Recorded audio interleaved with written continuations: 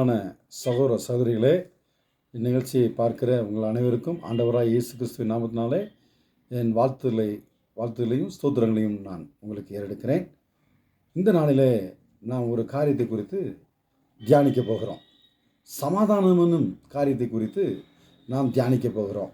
இந்த நாட்களில் மனுஷனுடைய வாழ்க்கையில் மிக மிக முக்கியமான ஒரு காரியம் சமாதானம். அந்த சமாதானம் இல்லாமல் எத்தனையோ பேர் தவித்து கொண்டிருக்கிறாங்க.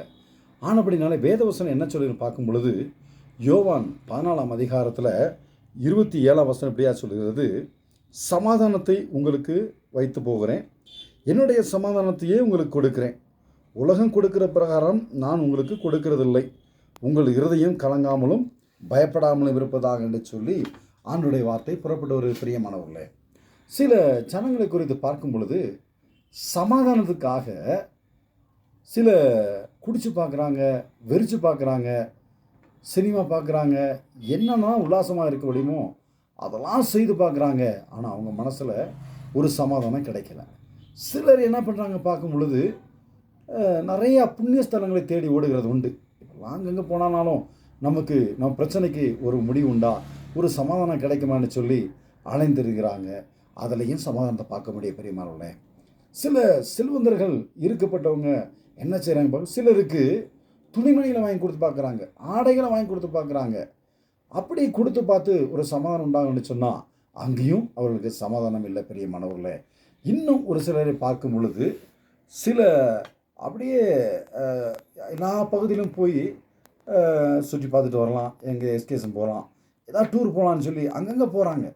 எங்கெங்கேயோ போய் இயற்கை காட்சிகள்லாம் பார்த்தா நல்ல ஒரு நமக்கு மனசில் ஒரு பீஸ்ஃபுல்லாக ஒரு சமாதானம் இருக்குதுன்னு சொல்லி எதிர்பார்க்குறாங்க. நாங்கள் வாழ்கிற கொடைக்கானலில் கூட நிறைய ஆயிரக்கணக்கான லட்சக்கணக்கான ஜனம் வந்து போயிட்டுருக்குறாங்க. ஆனாலும் கூட வருகிற ஜனங்கள் செய்கிற காரியத்தை பார்க்கும் பொழுது கொஞ்சம் குடிச்சு பார்ப்போம், கொஞ்சம் வெறிச்சு பார்ப்போம், கொஞ்சம் எப்படியா நல்லா இருந்து பார்ப்போம், ஒரு சமாதானம் கிடைக்கும். இல்லை பெரியமானவர்களே, ஆண்டவராக இயேசு கிறிஸ்துவில் கொடுக்குற சமாதானத்தை இந்த உலகம் கொடுக்கவே முடியாது, மனுஷன் கொடுக்கவே முடியாது, உலகம் கொடுக்க முடியாது, மதுபானம் கொடுக்க முடியாது, மற்ற எந்த பாவ காரியங்களும் எந்த அக்கிரம காரியங்களும் கொடுக்கவே முடியாது. ஏண்டா ஆண்டவராக இயேசு கிறிஸ்து 2024 ஆண்டுகளுக்கு முன்பாக கல்வாரி சிலுவையிலே அவர் சமாதானத்தை சம்பாதித்து வைத்திருக்கிறார். அந்த இயேசு கிறிஸ்து சமாதானத்தை தேடுகிற ஒவ்வொருவருக்கும் சமாதானம் உண்டு, விடுதலை உண்டு, நிம்மதி உண்டு. அவரை விட்டு எங்கே போனாலும் சமாதானத்தை தேடி பெற்றுக்கொள்ளவே முடியாது. அப்படியாக ஆண்டவர் சமாதானத்தை கொடுக்க வல்லவராக இருக்கிறார். உங்களுடைய வாழ்க்கையிலே சமாதானம் எல்லாம் இருக்கிறதா? ஆண்டவராக இயேசு கிறிஸ்துவை நீங்கள் வாழ்க்கையை சொந்த இரட்சகராக ஏற்றுக்கொள்ளும் பொழுது, அவரை அண்டிக் கொண்டிருக்கும் பொழுது, அவரை நோக்கி பார்க்கும் பொழுது, ஜெபிக்கும் பொழுது, துதிக்கும் பொழுது, ஆண்டவரே இருதயத்தை உனக்கு தருகிறேன்னு சொல்லும் பொழுது எல்லா புத்திக்கும் மேலான ஒரு தேவ சமாதானம் நம்முடைய இருதயத்தை நிரப்பும் பெரியமானவர்களே. இப்படிப்பட்ட சமாதானத்தை கொடுக்க தான் ஆண்டவராக இயேசு 2024 ஆண்டுக்கு அந்த பூமியில் வந்தார். அவர் சமாதானத்தை உண்டு பண்ணும் ஆக்கினை அவர் மேல் விழுந்தது என்று சொல்லி எசையா 53 வாசிக்கிறோம். எங்களுக்கு சமாதானம் உண்டு பண்ணும் தன்மையோ உண்மையிலே விழுந்ததையான்னு சொல்லி பக்தன் பாடுகிறன்னு பார்க்கிறோம். உண்மையாகவே இந்த ஆண்டோடத்தில் இந்த வார்த்தையில பேச நான் பொய்மையாய் சொல்லலை. உண்மையாகவே ஆண்டோட சமாதானத்தை, சந்தோஷத்தை, நிம்மதி பெற்றபடினாலே அதை பெற்று அனுபவித்து உங்களோடு கூட பேசி கொண்டிருக்கிறேன். ஆனபடினாலே சமாதானம் மேற்பூச்சா பூசுகிற காரியம் இல்லை. உள்ளான மனசு உண்மையான சமாதானத்தை, உண்மையான சந்தோஷம் கொடுக்க ஆண்டு இன்னைக்கு ஜீவன் உள்ளவராக இருக்கிறார், வல்லமையோடு இருக்கிறார். அவரை அண்டிக் கொள்வோம், நம்ம சமாதானத்தை தருவார். நான் ஜெபம் பண்ணுவோம்.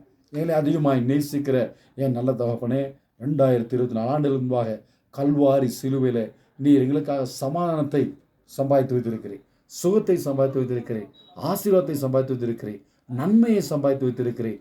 அதை எங்கள் வாழ்க்கையில் நாங்கள் எடுத்துக்கொள்கிறோம் ஆண்டவரே. எத்தனை பேர் இந்த நிகழ்ச்சியை பார்க்குறாங்களோ, எத்தனை பேர் குடும்பத்தில் சமாதானம் இல்லாமல் இருக்கிறதோ, சந்தோஷம் இல்லாமல் இருக்கிறதோ, சமாதானப்படுத்துங்க, சந்தோஷப்படுத்துங்க. ஆண்டவரே, நீங்கள் வாரியிலே சிலுவையிலே சுகத்தை எங்களுக்கு தாங்க நான் கேட்குறோம். எங்கள் ஒவ்வொரு மேலும் சமாதானத்தை பொழிந்தருளும்படியாக நாங்கள் ஜெபிக்கிறோம். ஆண்டவரே ஸ்தோத்திரம். சமாதானத்தை பெற்றுக்கொண்டவர்கள் சாட்சியாக எங்களோடு கூட திரும்பி சாட்சியாக எழும்பட்டும், சமாதானம் உண்டாகட்டும், நிறைய காரியங்களை செய்யும். இயேசுவின் நாமத்தில் பிதாவே, ஆமென்.